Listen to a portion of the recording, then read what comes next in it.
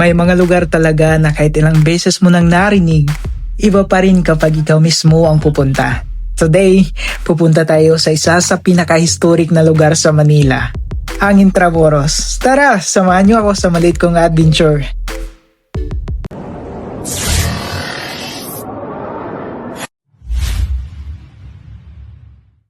Unang step, syempre sumakay muna ako ng LRT1 papuntang Central Terminal. Hindi mawawala kang konting kaba. Baka maling station ang mababaan ko. Pagkababa ko sa Central Terminal, dumaan muna ako sa tulay, saglit lang. Unang stop ang monumento ng KKK o Katipunan. Ang Katipunan ay isang lihim na samahan na itinatag noong 1992 ni na Andres Bonifacio at ng iba pang Pilipino. Layunin nila na ipaglaban ang kalayaan ng Pilipinas laban sa mga Espanyol. Dito nagsimula ang lakas ng loob ng mga Pilipino lumaban para sa kalayaan na meron tayo ngayon. Sa underground pa lang, makikita mo na sa mga paintings ang kasaysayan ng Pilipinas. Bawat pader may kwento at bawat hakbang mas napapalapit ka sa nakaraan. At sa wakas, nakapasok na tayo sa Intramuros. Kilala itong bilang Walled City dahil sa napapalibutan ito ng makapal na pader na ginawa pa noong panahon ng Espanyol para protektahan ang lungsod laban sa mga mananakop. Parang bawat pader dito may sariling kwento. Isa sa mga pinuntahan ko ay ang Baluarte de San Andres. Ito ay isang depensa o bastion na ginawa noong Spanish period. Bahagi ito ng fortification system ng Intramuros. Ginamit ito para bantayan ang lungsod at protektahan laban sa mga kalaban. Habang nandito ako, mapapansin mo kung gaano kakapal ang pader. Hindi lang ito basta pader, simbolo ito ng proteksyon, kasaysayan at tibay ng Maynila.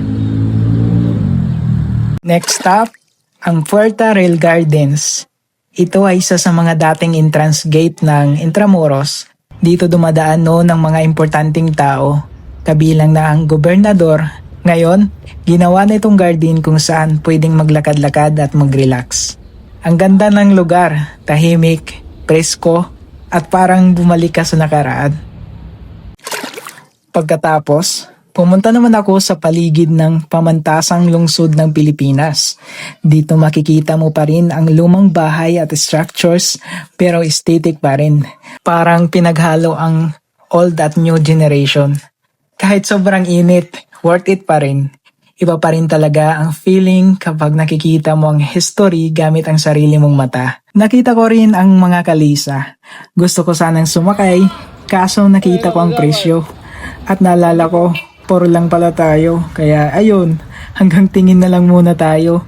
Libre naman mangarap. At sa sobrang lakad ko, napagod na rin ako. Pero sulit, kahit hindi ako gumala, may natutunan din ako. Minsan, hindi mo kailangan gumastos ng malaki para magkaroon ng magandang experience. Kailangan mo lang ng konting lakas ng loob at lakas ng paa. At ayun na nga, time to go home. Kahit maikli ang trip, marami akong na-experience at nakita. Ang Intramuros ay hindi lang lugar. Isa itong paalala kung saan nagsimula ang kwento ng Pilipinas. Salamat sa pagsama nyo sa adventure ko today. Kung nagustuhan nyo ang video na ito, don't forget to like, comment, and follow for more simple adventures.